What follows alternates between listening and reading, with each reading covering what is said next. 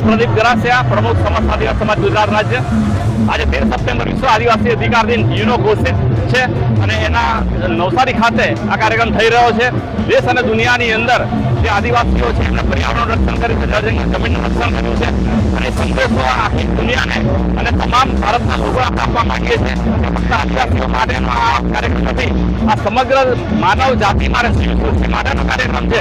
અને એમાં આપણે જો પૃથ્વીને બચાવીશું, પર્યાવરણ બચાવીશું, પ્રદૂષણ ઓછું કરશું તો આપણે નવી પેઢીને સારું વાતાવરણ જીવવા માટે આપી શકીશું. અને એટલા માટે આદિવાસીઓને જે અધિકારો આપવામાં આવ્યા છે સંયુક્ત રાષ્ટ્ર સંઘ અને ભારત દેશે એ અધિકારો અમલ થાય એનો કાર્યક્રમ છે. આજ રોજ સમસ્ત આદિવાસી સમાજ ગુજરાત રાજ્ય દ્વારા 13 સપ્ટેમ્બર વિશ્વ આદિવાસી દિવસની ઉજવણી નિમિત્તે એક રેલીનું આયોજન કર્યું છે લીલજીભાઈ મેદાન સુધીનું. આજે જે ગ્લોબલ વોર્મિંગની જે પરિસ્થિતિ ઉભી છે અને આજે જળજંગલ જમીનનું જે રક્ષણ કરવું હોય તો આદિવાસી સમાજે છે અને આદિવાસી સમાજને જ આજે વિસ્થાપિત થવાનો વારો આવી રહ્યો છે. નવા નવા પ્રોજેક્ટો લાવી વિકાસના નામે વિનાશ સરકાર કરી રહી છે, એનો આદિવાસી સમાજ સખત વિરોધ પણ કરે છે. આદિવાસી સમાજે આજ સુધી જે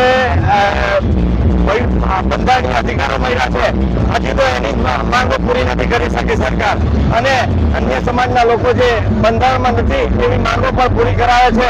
તો આદિવાસી સમાજ આજે મજબૂર છે એ પોતાના જે બંધારણીય અધિકારો આપેલા છે એ પણ આ સરકાર આપી નથી રહી, તો એનો અમે સખત શબ્દોમાં વિરોધ પણ કરીએ છીએ. અને આ જે પ્રોજેક્ટો આદિવાસી સમાજ જ્યાં છે ત્યાં જે આવા પ્રોજેક્ટો લાવી આદિવાસી સમાજને વિસ્થાપિત કરવાનું જે કામ કરી રહ્યા છે એનો અમે સખત વિરોધ કરીએ છીએ. જોહાર, જય આદિવાસી.